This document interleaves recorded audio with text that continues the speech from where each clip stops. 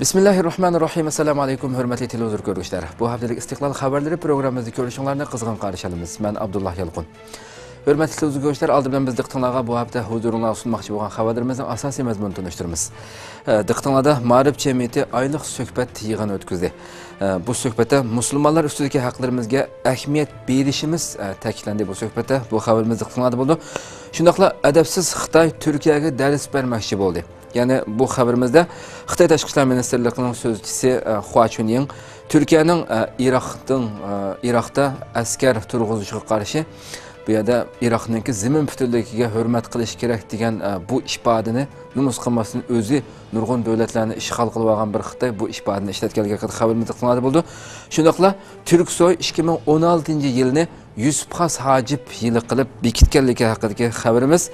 Shundaqla Birlashgan Millatlar Tashkiloti Xitoyni tan jazosini to'xtatish haqida Xitoyga ogohlantirish berganligi haqidagi xabarimiz.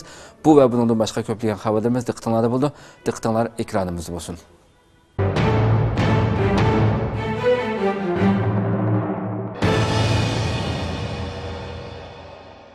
İslam Həmkarlıq Təşkilatı vəkili Maarif cəmiyyəti ziyaretdə oldu. İslam Həmkarlıq Təşkilatı İnsanpərvərlik Fəaliyyətləri bölümünün Türkiyədəki vəkili Doktor İbrahim Altan Şərq Türkistan Maarif və Həmkarlıq cəmiyyətində ziyaretdə oldu. İslam Həmkarlıq Təşkilatı İnsanpərvərlik Fəaliyyətləri bölümünün Türkiyədəki vəkili Doktor İbrahim Altan 5 dekabr şənbə günü Mərkəzi İstanbulda bolğan Şərq Türkistan Maarif və Həmkarlıq cəmiyyətində ziyaretdə oldu. Cemiyet reisi Hidayetullah Oğuzxan başçılığındakı idare heyət rəhbərləri onu kütüb aldı, hem de onunğa Şərq Türkistan vəziyyəti və cemiyet xidmətləri haqqında məlumat verdi. Doktor Altan və cemiyetinin idare heyət rəhbərləri birlikdə elib barğan yığında Şərq Türkistanның yaqında müyanqı vəziyyəti üstüdə toxtulub ötüldü. Türkiyədə yaqınqı bir neçə ay içində kun tərtibdən düşüb qılıbatqan Şərq Türkistan məsələsini yenidən kun tərtibə elib kelish üçün zörür bolğan plan layihələr qarab çıxıldı. İslam Həmkarlıq Təşkilatı 1969 yılı qurilgan bo'lib, hozirgacha a'zo davlat soni 57 ga yetdi. Bu tashkilot islom dunyosidagi eng chong xalqaro tashkilot bo'lib hisoblandi. Maarif jamiyatida oylik suhbat uchrashuvi o'tkazildi. Sharq Turkiston Maarif va Hamkorlik jamiyati har oyda bir qatim o'tkazib kelayotgan oylik suhbat va uchrashuvning bu oyligida musulmonlar ustidagi haqlarimizga ahamiyat berish ta'kidlandi. Şərq Türkistan Maarif və Həmkarlıq Cəmiyyətinin sahibxanlığında ayda bir qitim ötküzülüb kelayotgan aylıq söhbət və uçuruşçının 12-ci aylığı 4 dekabr cümə günü cəmiyyətin mərkəzindəki yığın zalında elib verildi. Söhbətə cəmiyyət əzaları qatnashib bilan birgə ilgirkiga o'xshashla İstanbulda muhacirət yaşayotgan bir qism Uyg'urlar ishtirok qildi. Söhbətdə cəmiyyət baş naziri Abdulakimxon Maqsumajim musulmonning umumiy musulmonlar ustidagi haqlari degan temani chiqish qilib turib, İslamның ijtimoiy axloq jihatdagi ko'rsatmalariga sal qarilayotganligini eskartdi va İslamның bu jihatdagi ta'limotlarining islomiy oila, islomiy jamiyat qurib chiqishda musulmonlarning g'alaba nusratga erishishida intayin muhim ekanligini Qur'on oyatlari va payg'ambar sollallohu alayhi va sallamning hadis shariflari bilan sharhlab o'tdi. Maqsumajim bir musulmonning umumiy musulmonlar ustidagi haqlaridan bo'lgan salom qilganda texmi go'zal shaklda yoki ayni shaklda javob qaytarish, da'vat qilganda chaqiriqiga ovoz qo'shish, bir musulmon tush ko'rib alhamdulillah deganda uningga yarhamukalloh deb javob qaytarish, kasal bo'lganda yo'qlash, vafotida jinozasiga agishishdan iborat 5 haqqi ustida to'xtaldi. Hamda muhojiratga Sharq Turkiston musulmonlarida bu asosiy haqlarga ahamiyat berishning yetarli bo'lmayotganligini, g'alaba nusrat yo'lining oldi bilan o'zimizni isloh qilishdan boshlanadiganligini ta'kidlab o'tdi. Suhbat yana Sharq Turkiston musulmonlarining eng ichinishli zulm ostida yashayotganligi, har vaqt ular ustidagi haqlarimizni aslab turishimiz lozimligi va Sharq Turkiston musulmonlarining ishg'olchi Xitoy zulmidan qutulishi uchun oldi bilan o'zimizni Qur'on, hadis ruhi bo'yicha isloh qilishimiz lozimligi ta'kidlab o'tildi. Bir musulmonga o'zining musulmon qarindishi 3 kundan ortiq qiydab tashib o'tish halol emas deydi-da. Mal avanın nas umumiy musulmonlar qartilgan hukm. Bir müessesenin hizmetçisi, bir sınıfta okuyan sabaktaş, hatta bir müeskerden talim ağın septaş kıyındaş. Kiçikkine bir şekilde kap kalsa, birbirimizni yegidek ahvalı küteylik. Kişilik hukuk defsendeciliklerine karşı bayanat. Türkiye'de faaliyet edip beriyotgan Şarkı Türkistan Ma'rif ve Hamkarlık Cemiyeti 10. dekabr Dünya Kişilik Hukuk Günü münasebeti bilen Xitayning Şarkı Türkistan'da edip beriyotgan kişilik hukuk defsendeciliklerine karşı bayanat e'lon qildi. Türkiye'de faaliyet edip beriyotgan Şarkı Türkistan Ma'rif ve Hamkarlık Cemiyeti 10. dekabr Dünya Kişilik Hukuk Günü münasebeti bilen Xitayning Şarkı Türkistan'da edip beriyotgan kişilik hukuk defsendeciliklerine karşı bayanat e'lon qildi. Bayanata mundaq deyildi. Kişilik hukuk her bir kişinin insan bulup yaratılışı bilen tang, yaratquchi bo'lgan qudratlik Allah tarafından onunğa berilgan haq ve hukuk erkinlikning asosiy manbasidir. İnsanlarning o'z qadr-qimmati bilan yashashi insonning eng tabiiy haqqi ve huquqidir. Hech kimning insonlarni ezib dafsanda qilish haqqi bo'lmaydi. Buningdan 67 yil ilgari Birlashgan Davlatlar Tashkiloti kishilik huquq xitobnomasi qabul qilindi va bu xitobnomadagi kishilik huquqi hurmat qilishga doir moddalarga Xitoy qatorliq nurg'un davlatlar imzo qo'ydi. Ammo Xitoy Sharqi Turkistonda inson haqlari dafsandichiligini Uyg'urlar ustidan og'ir darajada ijro qilmoqda. Xitoy BDTda o'zi imzo qilgan kishilik huquq shartnomasiga xiloflik qilib, og'ir darajada jinoyat o'tkazmoqda. Xitoy Uyg'urlarning diniy, milliy madaniyat, urf-odatlariga hurmat qilishi, Uyg'urlarning erkinligiga cheklama qo'ymasligi kerak. Ma'rif jamiyati bayonoti deganda Xitoy Sharqi Turkistonni ishg'ol qilgandan buyon ta hozirgacha elib borgan va berayotgan razil qilmishlarini bir-birlab ixcham holatda eslatib o'tgan bo'lib, bayonotning tafsilotini to'rimizning yozma xabarlar bo'limidan ko'rib olasizlar. Xitoy boy fidoilarini izlash jarayonidagi yangi sin ko'rinishlarini e'lon qildi. Xitoy Markaziy televiziya kanalida boy fidoilarini izlash jarayoni haqida bir qisqa sin ko'rinishi e'lon qildi. Xitoy Markaziy televiziyasining harbiy kanalida Xitoy soqchilarining boy fidoilarini izlash jarayoni aks ettirilgan qisqa film qo'yildi. 55 sekundlik bu filmda Xitoy soqchilarining va tikuchar aeroplanlarining tog'liq rayonda izlash elib berayotgan ko'rinishlar berilgan bo'lib, filmda Xitoy qurolli soqchilari Tangritog'ning janubida 56 kun iz qo'g'lash orqali chet el bilan aloqasi bor terrorlik guruhini yo'qotdi. Soqchilarning terrorchilarni yo'qotganlik xabari kishilarning keng diqqatini qo'zg'adi deyilgandan boshqa hech qanday ma'lumot berilmagan. Qanday voqea, yo'qotilganlar kimlar, soni qancha, Xitoy soqchilaridan nechisi o'lgan, bu haqda hech qanday uchur yo'q. Faqat bu filmni ko'chirib tarqatgan Xitoy taratqullari Baykumirkan voqeasi haqida Xitoy Parij voqeasidan keyin jar solgan bir qism uchurlarni takrorlab o'tgan. Öz soqchilarini qahramon ko'rsatishga uringan Xitoy amaliyoti o'zining naqadar shuhratparast va tadbirsiz, qo'rqinchoq ekanligini oshkorlab qo'ydi. Dunyoda o'zini cho'ng kuch sanayotgan Xitoy orasida ayollar va bolalar bo'lgan, hech qanday muntazam harbiy ta'lim olmagan, qo'lida hech qanday qurol bo'lmagan 17 kishini izlash uchun kunda necha tuman odam harakatlantirgan. Muntazam armiya va soqchilarni ishlatib 56 kun izlagan. Filmda bo'lsa, ularning orasidagi ayollar va bolalar haqida hech qanday uchur bermagan. Birlashgan Millatlar Tashkilotidan Xitoyga tan jazosi ogohlantirishi. Birlashgan Millatlar Tashkiloti tan jazosiga qarshi turish komiteti Xitoyga ijro qilinayotgan tan jazolarining amaldan qoldirilishi va maxfiy turmalarning taqilishi haqida ogohlantirish berdi. Birlashgan Millatlar Tashkiloti tan jazosiga qarshi turish komiteti Xitoy turmalarida umumyuzlik ijro qilinayotgan tan jazolarining amaldan qoldirilishi va maxfiy turmalarning taqilishi haqida ogohlantirish berdi.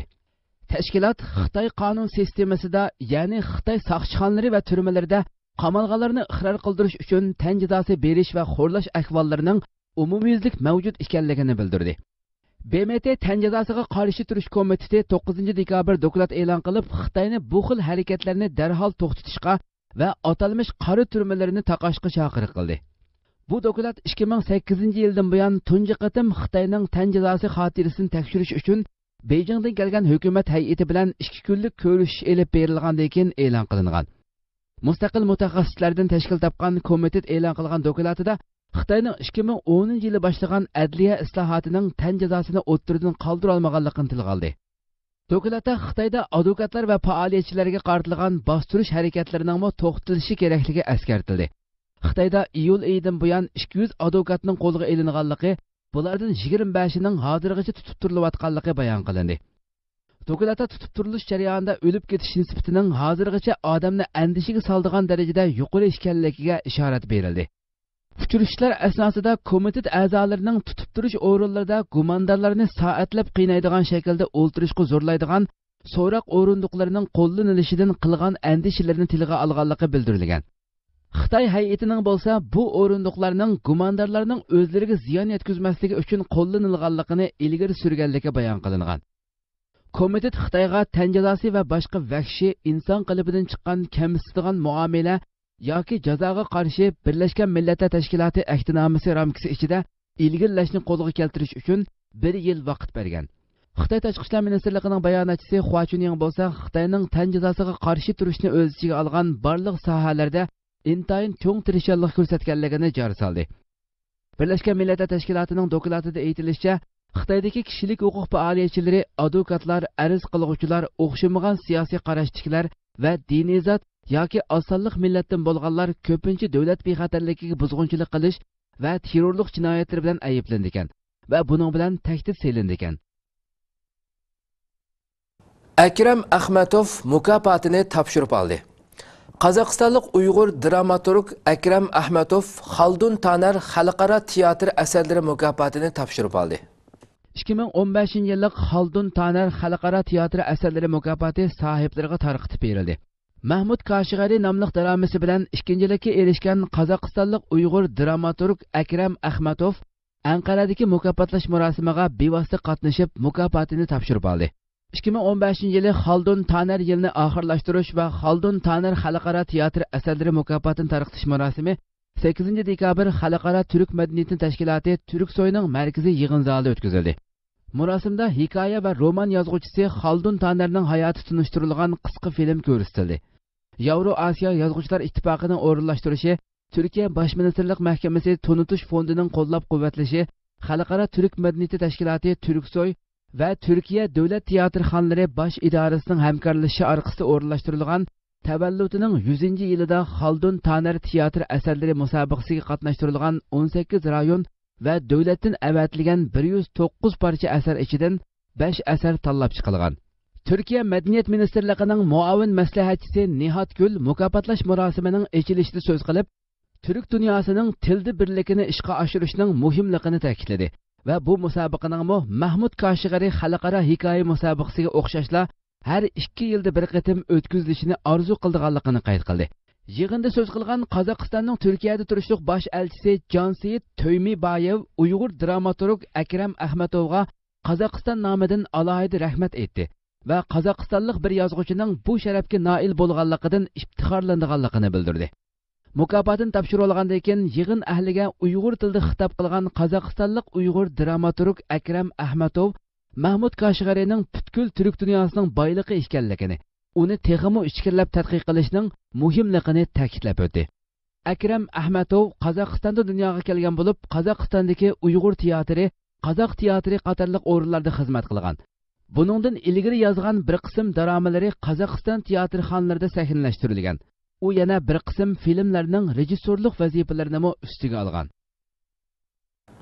Aziz Sanjar Nobel ximiya mukofotini topshirib oldi. Uyg'urlarning do'sti Aziz Sanjar Nobel ximiya mukofotini topshirib oldi. 2015-yillik Nobel mukofotlik olim professor doktor Aziz Sanjar Shvetsiyaning poytaxti Stokholmda Nobel ximiya mukofotini topshirib oldi. DNA ustida elib borgan tadqiqotlarda zo'r utuqlarni qo'lga keltirgan turkiyalik olim professor doktor Aziz Sanjarning ximiya fanlari bo'yicha Nobel mukofotiga erishganligi butun turk va islom dunyosini iftixorlantirish bilan birga Uyg'urlarni shodlikqa cho'mdirgan edi. Mana endi Nobel ximiya mukofotiga erishgan tunji turk olim Aziz Sanjar 10 dekabr Shvetsiyaning poytaxti Stokholmda o'tkazilgan katta marosimda Shvetsiya podshohi 16 Gustavning qo'lidan mukofotini topshirib oldi. Marosimning ochilish so'zida Sanjarning DNA ustida qo'lga keltirgan buyuk tadqiqoti maqtilish bilan tilga olindi. Bu munosabat bilan Turkiyaning Stokholm bosh elchisi Qaya Turkman Aziz Sanjar sharafiga ziyofat berdi. Aziz Sanjar ziyofat qilgan so'zda Turkiya hukumatining ilm-fanga nihoyat zo'r ahamiyat berayotganligini ta'kidladi hamda chuqur rahmat etdi. Ziyofatga sohibxonlik qilgan Turkiyaning Stokholm bosh elchisi Qaya Turkman Turk millatiga nihoyat zo'r shon-sharaf keltirganligi uchun Aziz Sanjarga rahmat etdi. Aziz Sanjar Uyg'urlar orasida Uyg'urlarga va Uyg'ur davosiga yaqindan ko'ngil bildigan shaxsligi bilan tanilgan shaxs.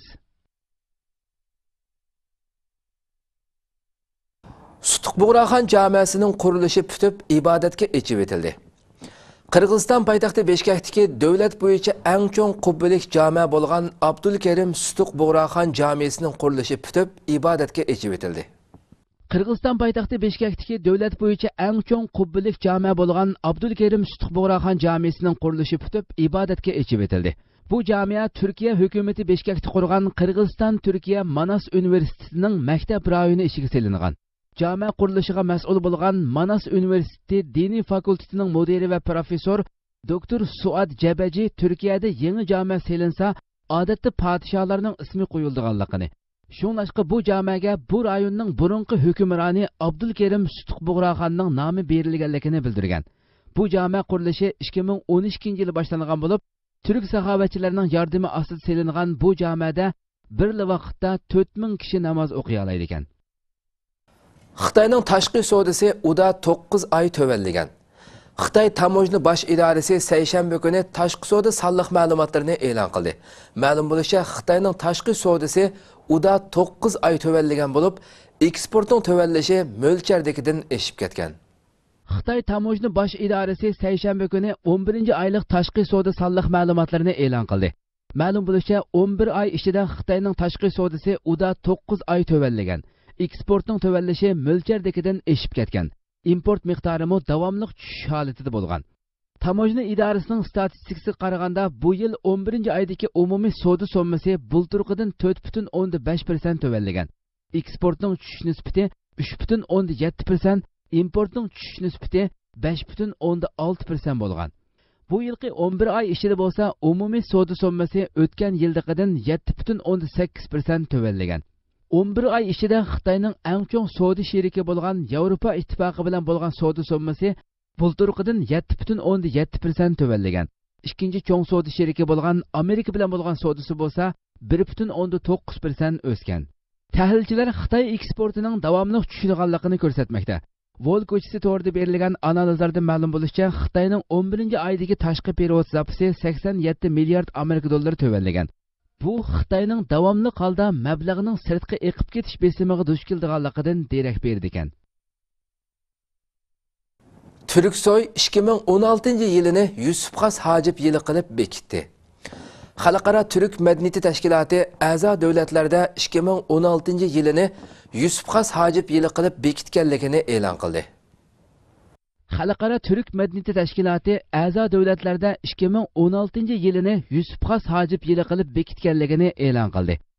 Qirg'izistonning Turksoydagi vakili Kojageldi Koloyev mashhur faylasuf va shoir Yusuf Xas Hajib tavalludining 1000 yillik munosabati bilan bu qarorning chiqarilganligini bildirdi. Turksoy doimiy komitetining 33-qatimliq yig'ini 26-noyabrdan 28-noyabrgacha tashkilotning bosh kotibi Dusan Kasaynovning rahbarligida Turkmanistonning Mali shahrida elib berilgan. Bu shahar 2015-yili Turk dunyosining madaniyat poytaxti deb e'lon qilingan edi. Ozarbayjon Madaniyat va sayohatchilik ministrligining taklifi va qatnashuvchilarining tasdiqi bilan Ozarbayjonning Shaki shahri 2016-yillik Turk dunyosining madaniyat poytaxti qilib belgilandi. Qirg'iziston prezidenti Almazbek Atambayev 2016-yili Butkul Qirg'iziston tamasida Yusuf Xas Hajib tavalludining 1000 yilligini xotirlashni talab qilgan. Xitoy 4 Uyg'urni terrorlik bilan qaralab qo'lga oldi.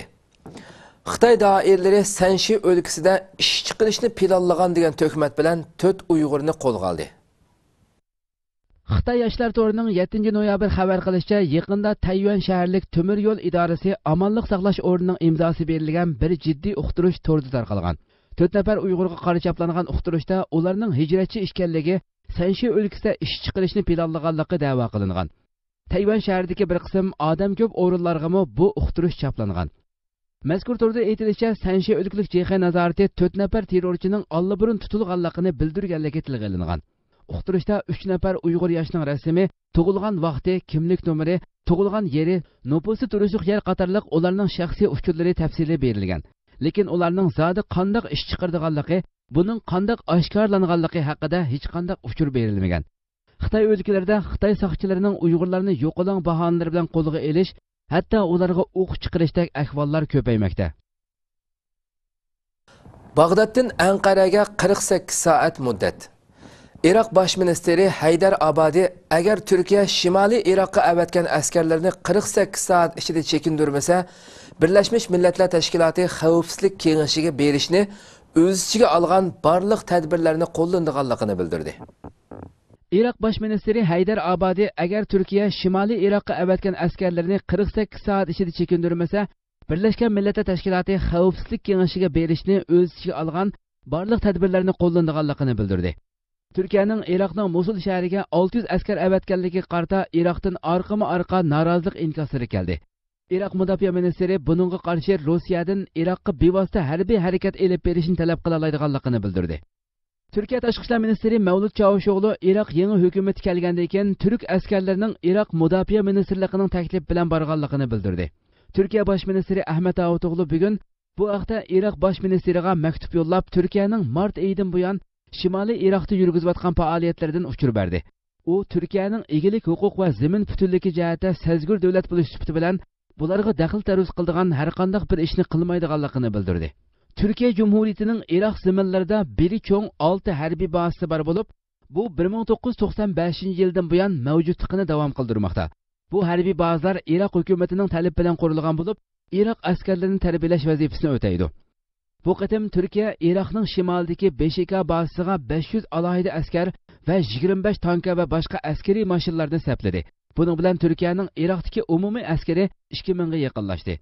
Yeni bir taraftan Cumhur Reisi Recep Tayyip Erdoğan Al Jazeera Arapça kanalının ziyaretini kabul kılıp, Musul'daki Türkiye askerleri hakkındaki bir sualga cevap vergende, Cumhur Reis Erdoğan Irak Baş Ministeri Haydar Al-Abadi'nin Türkiye'den terbiyeleyici, meşq qildırgıcı asker talep qilganligini aytdi. Erdoğan bular jangchi sifatida emas, tarbiyalaguchi kuch sifatida u yerda turmoqda dedi. Suhbat jarayonida biz to'liq ma'noda mazhabchilikka qarshimiz degan Cumhur Raisi Erdo'g'an Iroq bilan Eronning rayonda yurgizayotgan mazhabchi siyosatlarini aybladi. Adabsiz Xitoy Turkiyaga dars bermoqchi bo'ldi. Xitoy Tashqi ishlar ministrligi Turkiyaning Musulga askar o'rinlashtirganligiga qarata numus qilmasdan Turkiyaga Iroqning zamin butunligiga hurmat qilishi kerak degan inkosda bo'ldi.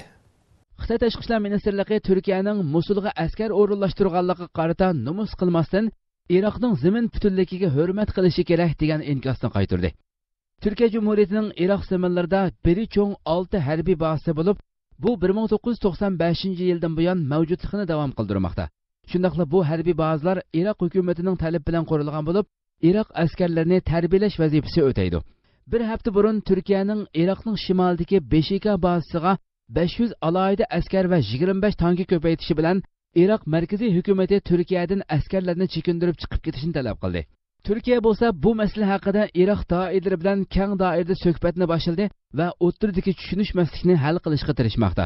Xitoy Tashqi ishlar ministrligi bu fursatdan foydalanib, Turkiyaning Musulga askar o'rinlashtirishi sababli kelib chiqqan jiddiychilik haqida ifoda bildirib, Iroqni qo'llaydiganligini oshkorladi. Xitoy Tashqi ishlar ministrligining bayonotchisi Hua Chunying muxbirlarni kutib olish yig'inida vaziyat taraqqiyotini yaqindan kuzatib kelayotganligini bildirgan. Iroq va Turkiya mudofaa ministrlarining telefonda ko'rishganligini eslatib o'tgan Hua Chunying masalani suhbat va dialog orqali hal qilish chaqiriq qilgan. U yana xijil bo'lmasdan Turkiya Iroqning zamin butunligi va egilik huquqiga hurmat qilishi kerak degan so'zlarni ishlatgan. Kuzatuvchilar boshqalarning zamin butunligiga qilchilik hurmat qilmaydigan, shunchavala zamin yetmagandek Sharqiy Janubiy Osiyo davlatlaridagi dengizdagi kichik orollarga sho'ligini eqitib turgan va hali ham Tibet, Sharqiy Turkiston, ichki Mo'ng'ul qatorliq rayonlarni amaliy ishg'oli ostida tutib kelayotgan Xitoyning Turkiyaga Iroqning zamin butunligi va egilik huquqiga hurmat qilishi kerak degandek gaplarni qilishga qilchilik haqqi yo'qligini, Hua Chunying ishlatgan bu so'zning chekidan oshgan adabsizlik ekanligini bildirishmoqda. Shundaqla Turkiyaning hech qanday bir davlatda ko'zi yo'qligini, maqsadining faqatli rayonning tinchligi ekanligini ta'kidlashdi. Netanyahu Isroilga ikki millatlik bir davlat bo'lolmaydi dedi. Isroiliya bosh ministri Netanyahu yakshanba kuni bir yig'inda Isroilga ikki millatlik bir davlat bo'lolmaydi degan. Isroiliya bosh ministri Netanyahu yakshanba kuni bir yig'inda Isroilga ikki millatlik bir davlat bo'lolmaydi degan. Isroiliya bosh ministri Netanyahu Amerika tashqi ishlar ministri John Kerryning Falastin milliy huquqliq organi yemirilsa, Isroiliyaning xavfsizligiga og'ir oqibat keltirib chiqardi degan ogohlantirishga raddiya berib, yuqoridagi so'zni qilgan. John Kerry shanba kuni Washingtondagi Brookings institutida nutq so'zlaganda O'rta Sharq vaziyati haqida to'xtalgan. U bir davlat nazariyasining, ya'ni Falastinga davlat qurish fursati ham mumkinchiligi bermaslikning qarorga kelmaydiganligini, ham Isroiliyaning bexatarlik manfaatiga uyg'un emasligini o'ttirg'a qo'ygan. John Kerry vazifaga tayinlangandan buyon Falastin-Isroiliya masalasi haqida ko'p uchrashuvlarda bo'lgan bo'lsa-mu, lekin Falastin-Isroiliya tinchlik musofasi hech qanday ilgirlashga erishalmadi. Falastinliklar Isroiliyaning davomli holda Yahudiy o'ltiraq rayoni qurishga bo'lgan noroziligi kuchaydi. Isroiliya bo'lsa Hamas tashkilotini o'z ichiga olgan bir Falastin hukumatini qabul qilmadi. Falastin va Isroiliya o'rtasidagi tinchlik suhbati 2014-yili 4-oyda buzildi. Egallasha G'azza rayonida yuz bergan 50 kunlik urushda 2100 dan ko'proq falastinlik hayotidan ayrilgan bo'lib, ularning ko'pinchisi fuqarolar ekan. Qarimay shahridagi Uyg'urlar to'plashib o'ltiraqlashgan rayonda uylar chiqilmoqda. Xitoy tajovuzchilari Qarimayda Uyg'urlarning uylarini qonunsiz uy solgan degan bahona bilan chiqishga boshlagan bo'lib, uy chiqilganlarga taqsim qilingan arzon ijoralik uylar intayin nachar sharoitda bo'lib, Xitoy hatto 23 kvadrat metrlik ijara uyga muncha va istatqo o'rnatishga ruxsat qilmagan. Qarimay shahrida 25 mart sahar soat 1larda yuz bergan Dashigo rayonidagi Uyg'urlar to'plashib o'ltiraqlashgan mahalladagi o't ofatidan keyin 6-oyning 25-kunigacha yerlik doirlar ofatga uchraganlarni 3 oylik ijara uy haqqini berib, vaqtliq turaqlashtirgan edi. Yaqinda Qarimay rayonlik shahar boshqarish qonun ijro qilish idorasi to'rbetida e'lon qilgan xabarida 11-oyning boshlarida Yer zamin idorasi qatorliq birlashma guruhlardan 20 dan ortiq qonun ijro qiluvchi xodimning qatnashishi bilan G'arbiy Tashliq Jilg'isi rayonida atalmish qonunsiz uy salgan 27 oilalikni, Dashigo rayonida atalmish qonunsiz silingan 32 oilalik bo'lib, 3600 kvadrat metrlik yerdagi uylarni chiqib xabar qilgan. Erkinasiya radiosi Qarimay rayonidagi munosabatli hukumat tarmoqlariga telefon qilib, uylar chiqilgan kishilarni o'rinlashtirish masalasi va hukumatning ularga qarta farovonlik tadbirlari bekitgan yoki bekitmaganligi va boshqa ahvollarni egallashga tirishgan. Qarimay shaharlik aloqador idoraga telefon qilishga tirishgan bo'lsa-mu, telefon qabul qilinmagan. Biroq Qarimay shahridagi bir qism aholilarning ziyoratni qabul qilib bildirgan inkosida Qarimay shaharlik hukumat Qarimay nufusi bo'lmagan fuqarolar uchun 4 yurish to'van ijoralik bino solgan bo'lib, ularga taqsim qilingan uylar bir eg'izlik, hojatxonasi bor, ammo oshxonasi yo'q bino uy ekanligi. Bu uylarni elish uchun cho'qim oldi bilan uyni chiqish to'xtamiga qo'l qo'yish kerakligi. Uy chiqilgandan keyin ondan 23 kvadrat metrlik uyga ega bo'lganligi, ijara uyga muncha va istatqo o'rnatishga ruxsat qilinmaydiganligi ma'lum bo'ldi. Doirlar muncha uchun ommaviy muncha soldiganligini uqtirgan. Nurg'un Uyg'urlar bundoq kichik uyda ham tomoq etib yeyish, balliq yetib qo'pish afsusligini inkos qilsa-mu, doirlar chatqi bo'lmayli qolmasdan yeshcho'nglar uchunmi yuqori qavatdan uy taqsim qilgan. Hurmatli televizor ko'ruvchilar, shuna qilib bu haftalik Istiqlol xabarlari programmamiz mush yerda oxirlashdi. Kelar qatimqi programmamizni ko'rishguncha sizlarni Janobi Allohga topshiramiz. Assalomu alaykum va rahmatulloh.